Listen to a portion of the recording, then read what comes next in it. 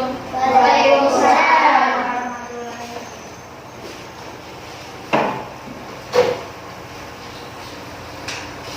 Oke, Ibu ulangi. Assalamualaikum warahmatullahi wabarakatuh. Waalaikumsalam warahmatullahi wabarakatuh.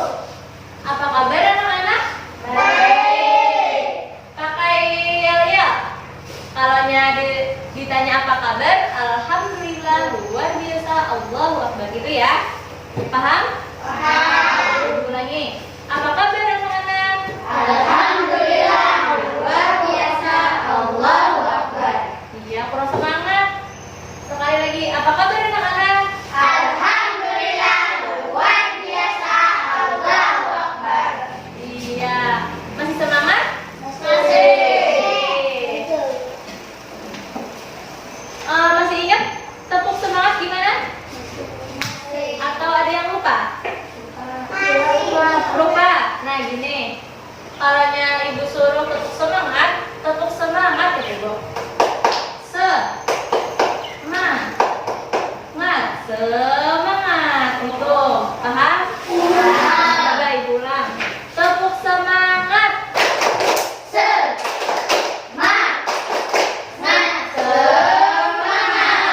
Kalau tepuk semangat harus semangat. Ini ada yang udah semangat lagi. Tepuk semangat.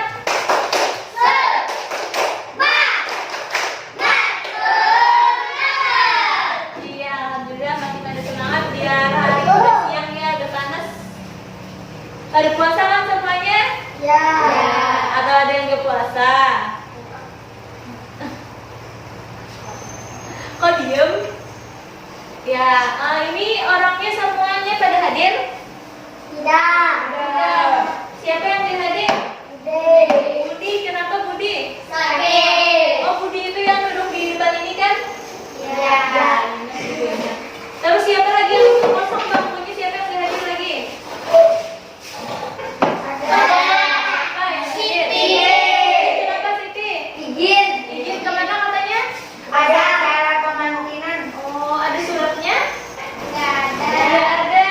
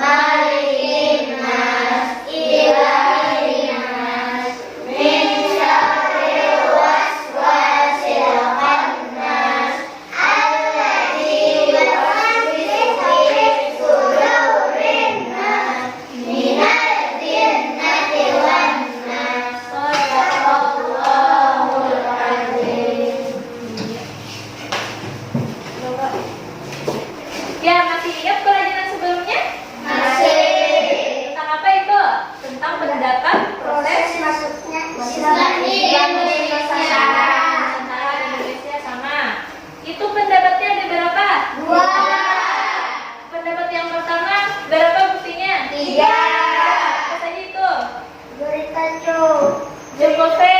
Jokope. Itu tahun berapa? 1978 Masehi. Bukti kedua, Berita Jepang. Itu tahun 1784 Masehi. Yang ketiga, catatan sejarah apa? catatan sejarah Kerajaan Cina. Cina. Jadi sangat berpengaruh dengan Cina, sangat dipengaruhi Cina juga. Kemudian pendapat yang kedua itu buktinya ada dua, apa saja itu? Masih ingat? berita etno Berita Ibnu Batuah. Batuah, ya Batuah. Kemudian apa lagi? catatan Catatan Kerajaan Marco Polo. Masih ingat kan? Jangan sampai lupa ya. Ya. Jadi kita hari ini belajar apa? Kelanjutannya. Cara-cara bagaimana Islam masuk di Indonesia. Itu ada beberapa jalur. Yang pertama, jalur perdagangan. Yang kedua, jalur perkawinan. Nah, dan yang ketiga, pendidikan. Keempat, tasawuf. Nah, tasawuf itu tentang memikirkan sesuatu dengan mendalam. Yang kelima, kesenian. Nah, jadi ada 5. Ya, dijelaskan, kalian dengarkan ya. Yang pertama itu jalur perdagangan. Sejak abad ke-7 sampai dengan abad ke-16 Masehi, pedagang muslim dari Arab. Nah, jadi Arab itu identik dengan berjualan. Makanya kan Nabi Muhammad itu kan pedagang. Nah, jadi dari Arab ini identik dengan berdagang. Pedagang dari Arab melalui Indonesia, kan jalur laut tuh, sedangkan Indonesia ini pulaunya ini banyak di tengah-tengah laut kan, berjejer pulau-pulau. Jadi orang yang berdagang itu singgah ke Indonesia. Kebanyakan pedagang muslim dari Arab, Persia, dan India. Nah, itu India ada juga, makanya di sini kan masih ada keturunan India kan, keturunan Arab, ada di sini yang hidung mancung atau jorok itu.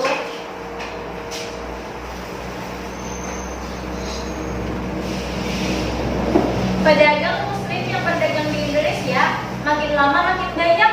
Nah, karena ini sehingga membentuk pemukiman yang disebut pejokan.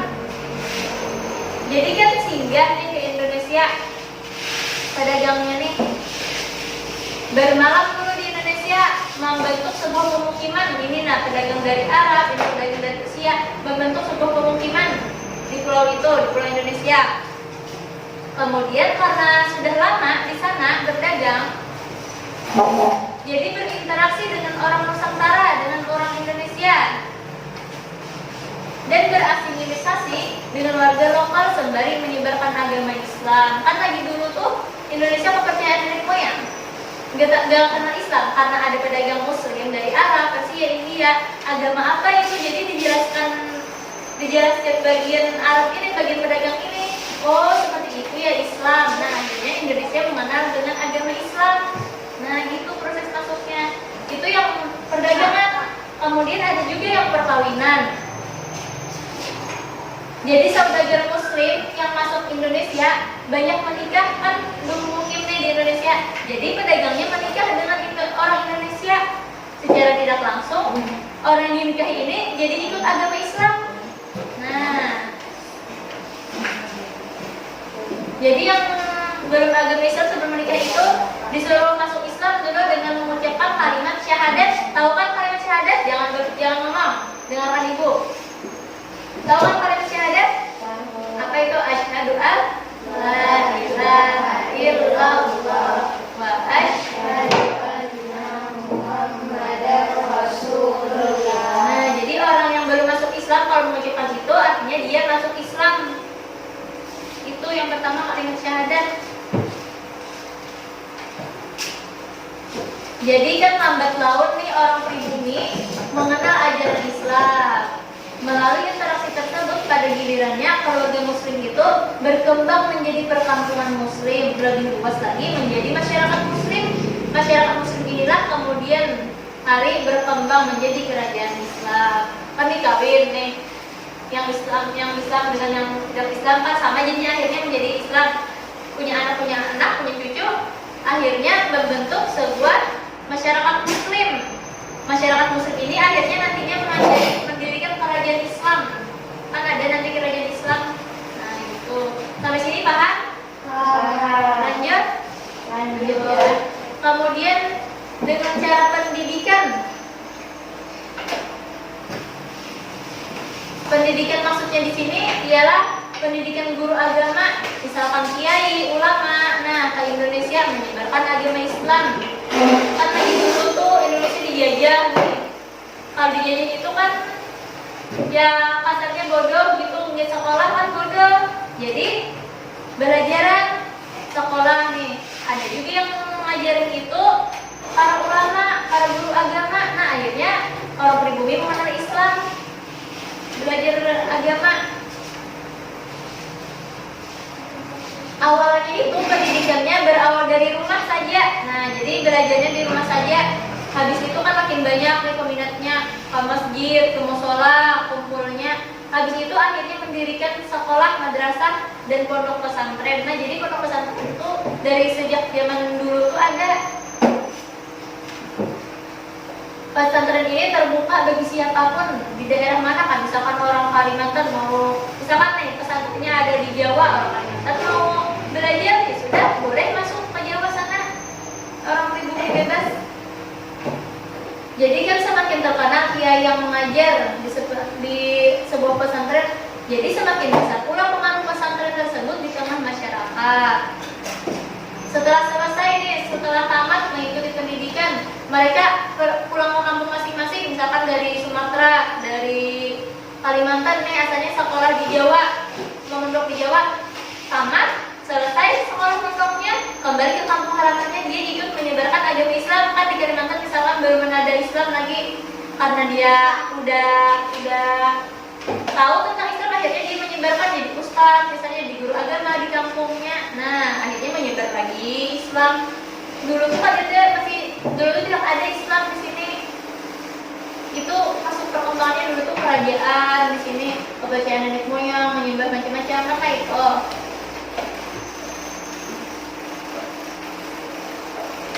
Ada pula pergi ke tempat lain, misalkan nggak pulang kampung si santrinya nih yang udah tamat, pergi ke tempat lain yang Islamnya belum meluas, jadi di sana dia menyebarkan agama Islam.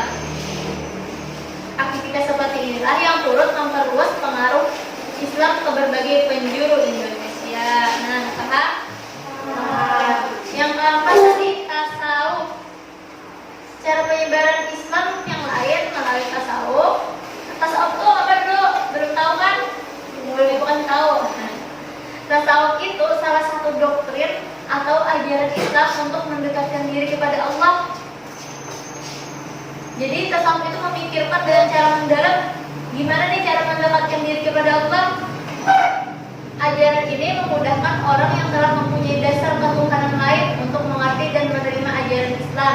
Jadi maksudnya nih orang di Indonesia nih ada juga yang punya agama, cuman agamanya bukan Islam, mengenal Tuhan, tapi bukan Allah yang dikenalnya.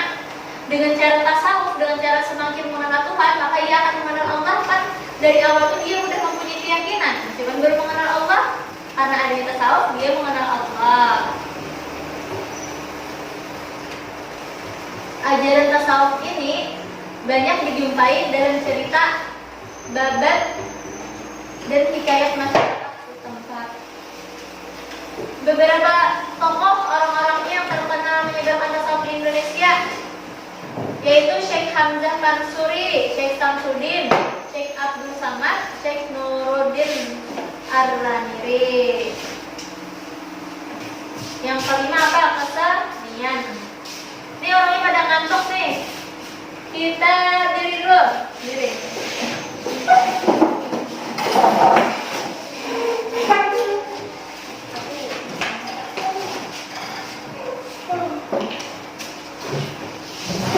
Salah dia kan?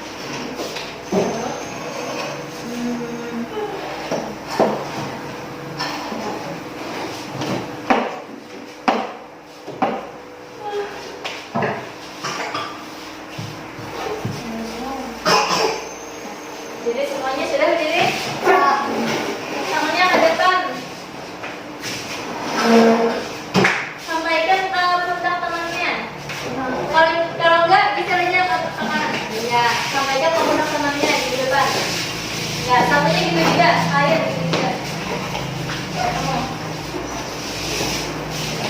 Kamu. Ayo. Iya, jangan dulu. Ayo. Iya. Pijat, pijat, pijat. Iya. Yang benar, jangan sampai temannya jauh. Ya udah. Balik, balik, balik. Balik ada ke belakang. Iya, gantian. Iya, hai. Yang mana yang kita ya? Ya, sudah. Kembali ke bangkunya. Tapi masih berdiri lah. Berdiri. Berdiri.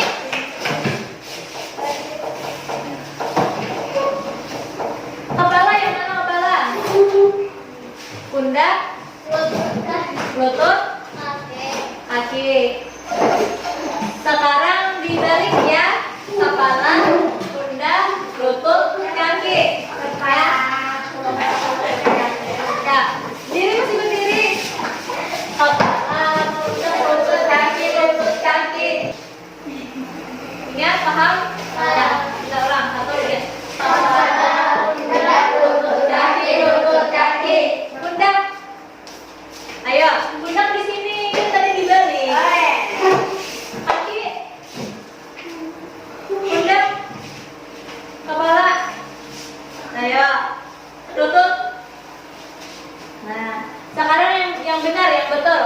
Kita pengaturan tadi kepala, pundak, lutut, kaki. Ya, sudah, kembali dulu.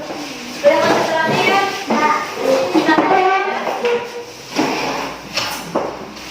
Yang kelima apa tadi kata ibu, jalur bicaranya melalui kesenian. Penyebaran agama Islam di Indonesia terlihat pula dalam kesenian. Misalkan peninggalan seni bangunan, seni pahat, seni musik, sastra. Di Indonesia banyak kan musik-musik angklung, apa namanya? Ini beduk. Hasil-hasil seni ini dapat dilihat dari bangunan masjid kuno Aceh. Nah, bangunan masjid di Aceh itu yang kuno itu bentuknya seperti zaman dulu, masjid seperti zaman dulu, masjid kuno namanya. Di Demak, Cirebon, dan kesenian ada salah satu unsur kebudayaan sehingga kesenian mengambil peran penting dalam titik penyebaran Islam melalui budaya.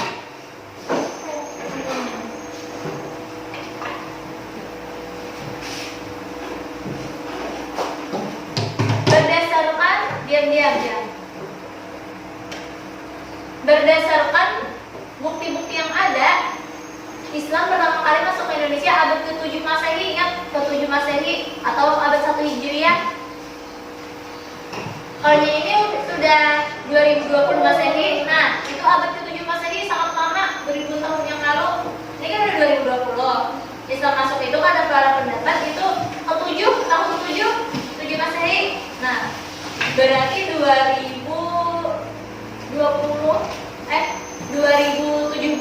2013 tahun yang lalu, sangat lama kan?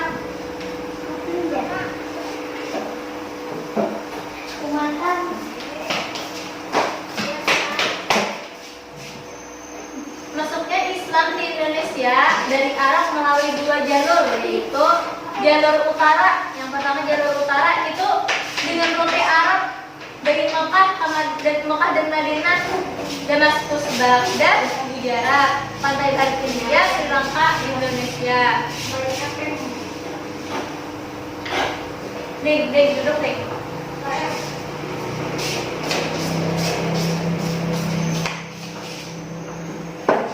Yang kedua, jalur kedua itu jalur selatan dengan rute Arab, Yaman, Gujarat, Sri Lanka, Indonesia.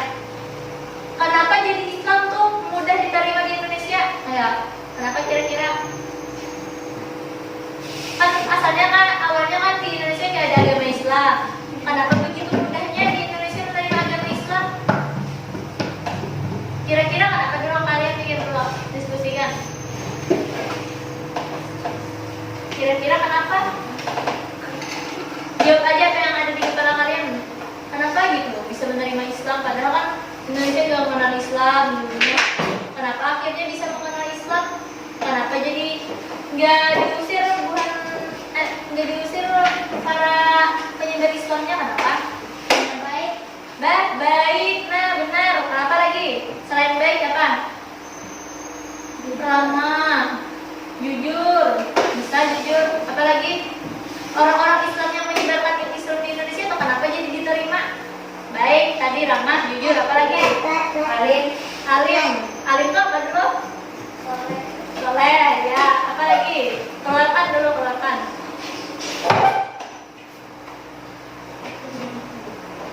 Sudah, ibu tambahkan ya. Nah, jadi kenapa jadi cepat sekali nih berkembang Islam di Indonesia? Karena syarat masuk Islam itu mudah, sangat mudah. Apa sih yang masuk Islam tadi? Membaca 2 kalimat syahadat. Iya, 2 kalimat syahadat sudah loh. Asyhadu an la ilaha illallah wa asyhadu anna Muhammadar Rasulullah. Sudah masuk Islam, mudah sekali kan? Nah, kemudian apa lagi? Islam itu tidak mengenal adanya kasta. Misalkan ini orang-orang yang kaya, ini orang-orang miskin, tidak mengenal kasta itu. Sebelum ada Islam kan, misalkan orang kaya kawin dengan orang kaya saja, orang terkebelakang kawin dengan orang terkebelakang aja. Nah itu kalau tidak mengenal Islam gitu, ketika Islam masuk, semuanya sama. Kan Islam itu diajarkan semua makhluk sama, semua hamba Allah sama. Yang membedakan hanya takwa, gitu kan? Nah jadi mau orang miskin ke, mau orang sakit ke, mau orang kawin dengan orang yang berada, tidak apa-apa, itu tidak dibedakan, bebas. Nah jadi apalagi orang-orang yang sakit nih, orang-orang miskin nih, makin suka dengan Islam karena mereka tidak dibedakan. Nah itu pangkat jabatannya sama. Nah sebelum Islam itu dibedakan, jadi pangkatnya tinggi, jabatannya tinggi, tidak boleh sembarangan berteman. Misalkan nih, kamu nih pangkatnya tinggi sekali, sedangkan kamu mau temenan dengan orang yang pangkatnya rendah, kamu tidak diizinkan berteman dengan orang yang berbeda kasta. Tapi kalau Islam boleh. Nah itu mau membuat Islam diterima di Nusantara. Bagus sekali kan? Kemudian upacara-upacara keagamaan dan ajaran Islam sangat sederhana. Tidak mengeluarkan banyak biaya. Kan upacara Islam paling salawatan, salat, banyak kan biaya. Coba kalau yang nggak kenal Islam, sesajen banyak makanan diletakkan di laut, di pinggir laut gitu kan, banyak kan uangnya terbuang. Makin susah kan orang susah. Kalau mau upacara keagamaan, keluar uang lagi kan, keluar macam-macam nih, beli segala macam, beli buahnya harus yang segar. Itu upacara adat sebelum Islam. Banyak sekali uang yang diperlukan. Tapi kan yang makannya siapa, Bu? Tidak ada. Dianggap itu sesajen kayak sesembahan gitu, dihanyutkan di laut. Nah, terbuang kan? Terbuang. Kalaunya upacara Islam nggak seperti itu, nggak banyak biaya. Paling kayak pakaian tertutup, kalau nggak ada mukena. Salawatan berbayar. Kemudian alasan yang lain, agama Islam yang menyebar di Indonesia disesuaikan dengan adat dan tradisi bangsa Indonesia, dan penyebarannya dilakukan dengan damai tanpa kekerasan. Nah, damai aja. Kalau dia mau masuk Islam silahkan masuk Islam. Kalau masih belum yakin, gak dipaksa, gak dihukum, bebas. Bagus, benar, dengan sabar para penyebar Islam yang mengajarkan.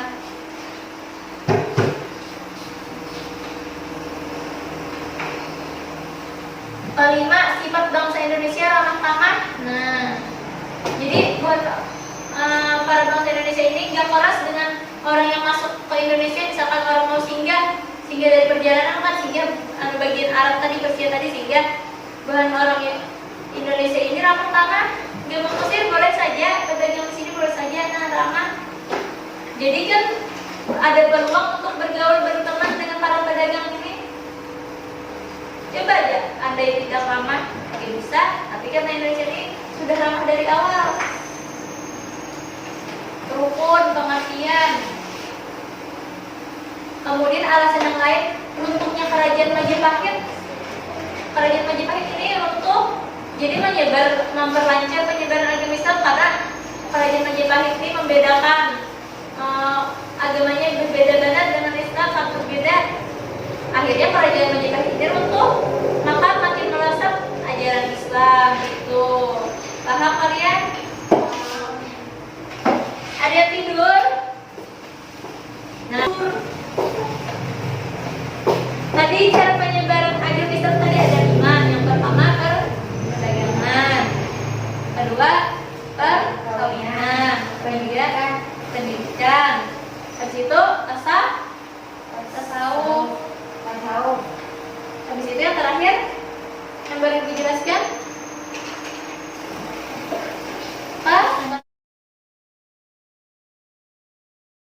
maksudnya kamu dapat tidur tadi begadang. Iya Bu, Kenapa begadang? nonton TV. Ya nonton TV gak ada faedahnya. Siang kan bisa nonton TV. Biar dia ngantuk, kamu tukeran ya duduk, kamu di depan sini. Anissa ke sini. Ya, biar benar. Boleh ngantuk belajar harus semangat. Yang lain masih semangat juga kan? Ya. Kita coba semangat dulu. Ini kita semangat nih. Tepuk semangat. Kita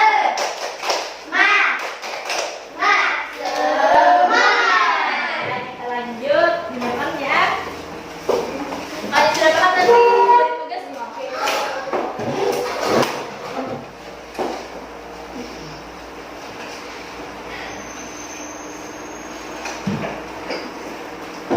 Kelanjutannya yaitu tentang teori masuknya Islam ke Indonesia. Teori itu pendapat. Ada 3 teorinya yang pendapat kenapa Islam ini bisa masuk ke Indonesia. Ada 3 teorinya. Yakni teori Gujarat, teori Persia, dan teori Makkah. Yang pertama teori Gujarat. Gujarat itu dari India. Masuk Indonesia melalui pedagang Gujarat. Nah, jadi bangsa Gujarat itu di India itu suka sekali berdagang, akhirnya singgah ke Indonesia. Itu terjadi sekitar abad ke-13 Masehi. Kemudian yang kedua teori Persia. Itu perdagangan dari Persia yang singgah ke Indonesia sekitar abad ke-13 juga. Kemudian ketiga teori Makkah. Islam tiba di Indonesia dibawa langsung oleh para pedagang muslim yang berasal dari Timur Tengah sekitar abad ke-7. Nah, jadi yang abad ke-7 itu teori Makkah. Teori Gujarat dan Persia itu abad ke-13. Tentang kapan persisnya Islam masuk Indonesia, sebagian besar orientalis berpendapat Islam masuk Indonesia antara abad ke-7 dan ke-13 pada abad itu. Kenapa jadi berasumsi di abad itu? Karena pendapat itu didasarkan 2 asumsi. Yang pertama, bersama dengan jatuhnya Baghdad pada 656 Masehi di tangan penguasa Mongol. Jadi sebagian ulama melarikan diri ke Kepulauan Nusantara. Nah, jadi di Baghdad, negara lain ini jatuh di tangan penguasa Mongol. Jadi di Baghdad ini ada ulama-ulama, karena jatuh, ulama-ulama ini melarikan diri, menyelamatkan diri, lari ke Indonesia. Tapi di mana Islam ulamanya ini diam di Indonesia, berdiam di Indonesia, jadi menyebabkan agama Islam. Nah, itu pendapat pertama. Kemudian kedua, karya Sufi abad ke-13 ditemukan. Oh, ini karya Sufi ini tahun ke-13. Padahal karya Sufi ini tentang Islam. Oh, berarti abad ke-13 nya ada Islam. Nah, karena itu ada teorinya. Ada juga yang mengatakan justru Islam pertama kali masuk pada abad pertama Hijriah, yakni pada masa perdagangan Sufi Muslim Arab memasuki Cina lewat jalur bagian barat.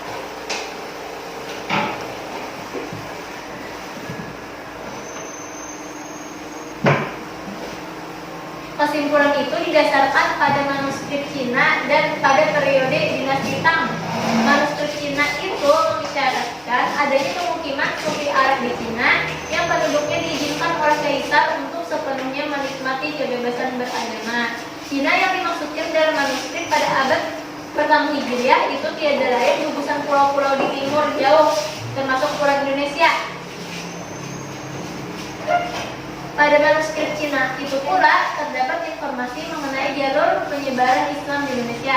Disebutkan masuknya Islam bukan dari 3 jalur emas yang Arab, Indonesia, India, Persia tadi sebagaimana tertulis dalam buku-buku sejarah, melainkan langsung dari Arab yang dibawa oleh pedagang Arab. Nah, jadi ada juga yang menyebutkan langsung disebarkan oleh Arab yang dibawa oleh pedagang Arab. Jadi banyak teorinya itu. Tergantung siapa yang menulis sejarah juga lah sejarah ini. Nah sampai sini paham? Coba kita simpulkan bersama-sama. Cara-cara masuk Islam tadi ada 5 yang telah kan. Yang pertama tadi perdagangan. Itu tadi siapa yang berdagang? Dari India, Arab, Persia tadi kan.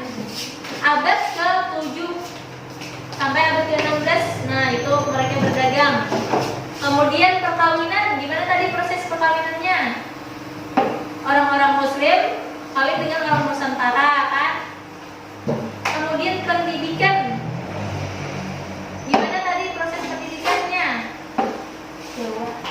Misalkan di suatu tempat, mau di Jawa, mau di mana, ada pondok pesantren, orang yang jauh dari pulau itu ikut belajar di sana, kemudian setelah selesai belajar kembali ke kampung halaman dan menyebarkan agama Islam. Nah itu jalur pendidikan. Kemudian jalur tasawuf tadi orang yang sudah mengenal adanya Tuhan diperdalam lagi sehingga mengenal Allah. Kemudian kesenian, ada banyak seni, seni pahat, bangunan, musik dan lain sebagainya. Alasan Islam cepat diterima di Indonesia tadi karena cara masuk Islam mudah. Habis itu orang Islam apa? Ramah, baik. Habis itu ada orang agama Islam tidak mengenal adanya apa? Kasta. Nah, maksudnya kasta itu apa tadi? Membedakan antara derajat yang lebih tinggi dan derajat yang lebih rendah. Nah, agama Islam tidak membedakan itu. Kemudian alasan selanjutnya upacara agama Islam itu mudah, tidak mengeluarkan biaya yang banyak.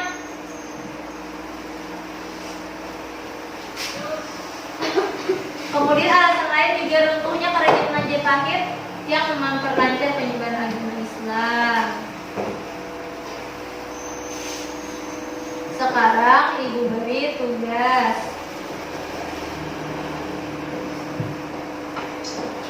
Buka bukunya. Ya, yang nomor 1. Catat ya. Jelaskan masuknya Islam di Nusantara melalui perdagangan. Sudah? Iya. Sudah? Dan pengajaran. Nah, nomor 2. Sebutkan bukti masuknya Islam ke Nusantara pada abad ke-7, 11 dan 13. Sudah? Sudah. Yang ketiga, jelaskan penyebab mudahnya Islam masuk ke Nusantara dan berkembang. Sudah? Sudah. Yang keempat, paparkan alur perdagangan para pedagang Arab dalam berdakwah di Indonesia. Sudah. Ya, jawab. Kalau yang sudah silakan kumpul ke depan.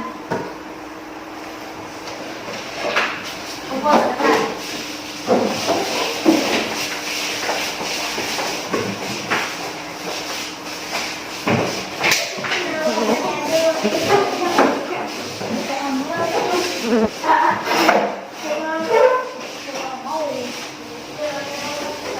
Ya, karena waktunya sudah di akhir, nanti Ibu koreksi di kantor ya. Pertemuan berikutnya Ibu bagikan berapa nilai kalian. Iya. Minggu depan kita belajar tentang kerajaan Islam di Indonesia. Nah, silakan dibaca dulu ya, dipelajari dulu di rumah. Nanti kita perdalam di pertemuan berikutnya. Apa saja kerajaan Islam itu di Indonesia?